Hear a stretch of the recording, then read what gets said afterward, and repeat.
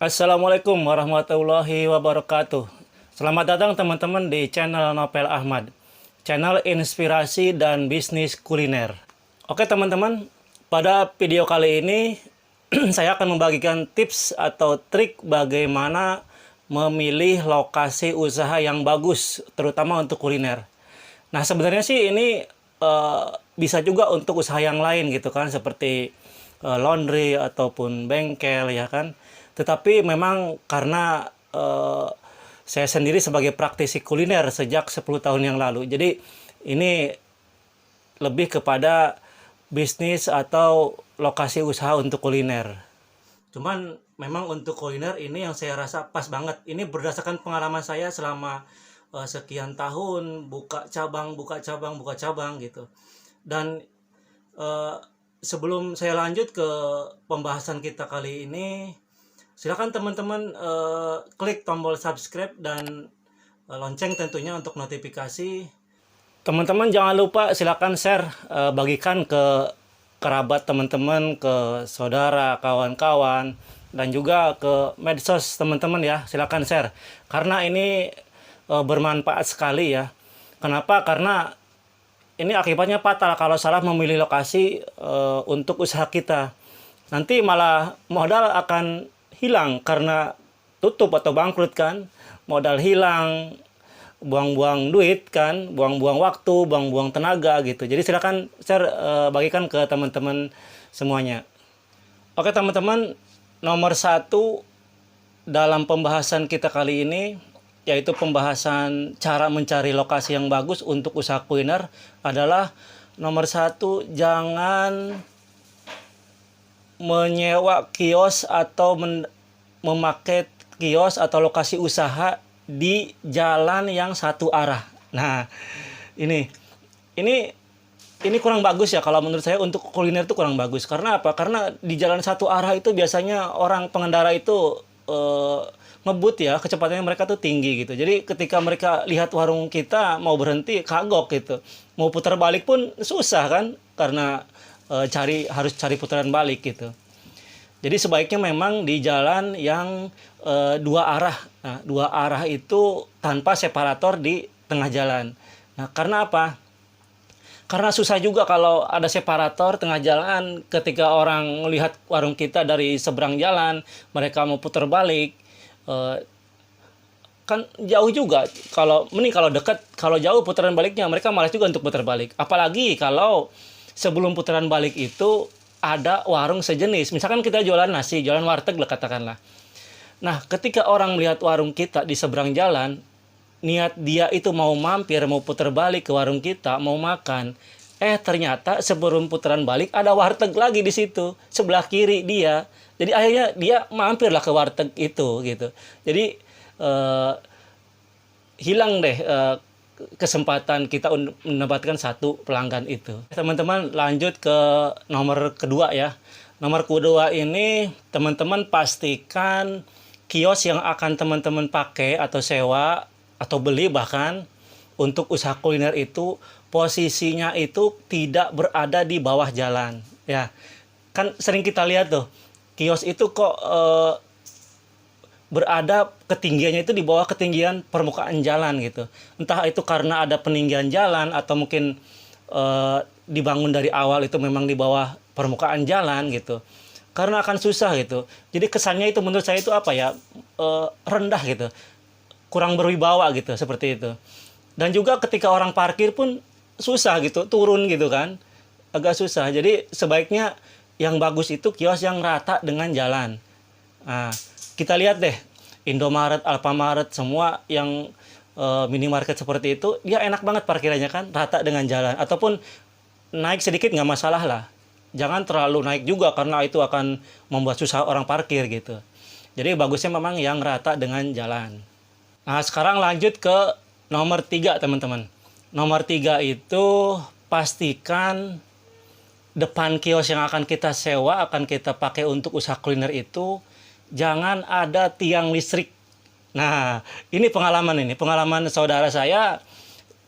Kata dia nggak apa-apa lah kan cuma satu tiang listrik. Nah, gitu kan. Nah, terus seiring berjalannya waktu, nambah lagi tiang telepon, nambah lagi tiang apa itu, IndiHome atau apa ya, sampai ada 5 itu. Jadi akhirnya parkir sempit dong, warung juga terhalang gitu kan.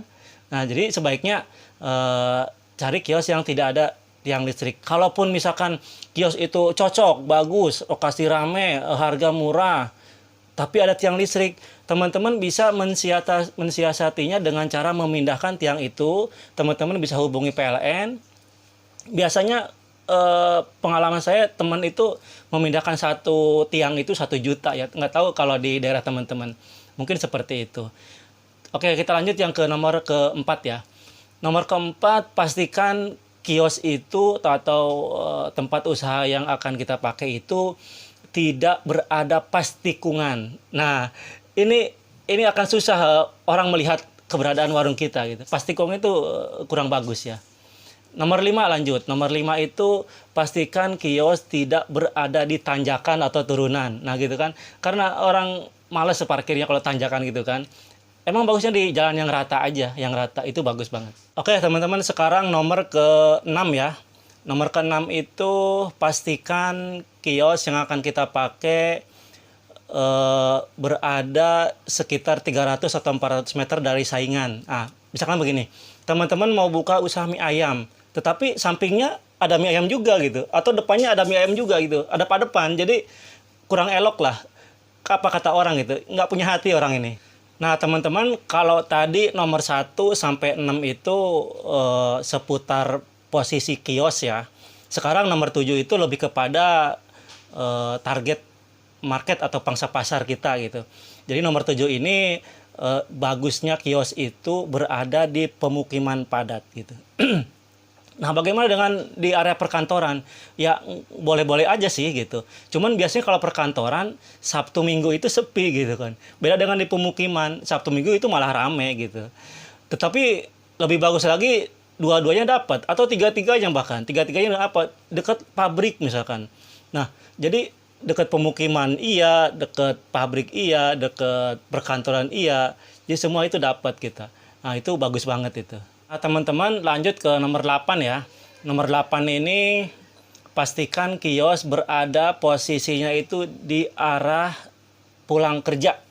Nah, bagaimana cara menentukan kios ini berada di arah pulang kerja atau berangkat kerja? Gampang aja. Teman-teman pagi atau sore tongkrongin aja di depan kios itu.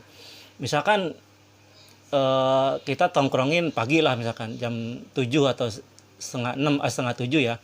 Nah, orang arah pengendara itu banyakkan kemana? Banyakkan ke sono atau banyakkan ke sini gitu kan. Kalau misalkan kita di sebelah sini, terus banyakkan orang ke sini, berangkat kerja itu ke sini arahnya, berarti pas posisi kita itu arah pulang kerja. Jadi kalau sore warung kita di sini, orang lewat sini. Jadi itu pas arah pulang kerja, itu yang bagus. Nah, coba aja lihat teman-teman deh, kalau di sekitar rumah teman-teman, biasanya kios yang rame itu ya, pedagang-pedagang yang rame itu di arah jalur pulang kerja gitu, bukan di arah sebaliknya, seperti itu. Itu nomor 8. Sekarang lanjut ke nomor 9.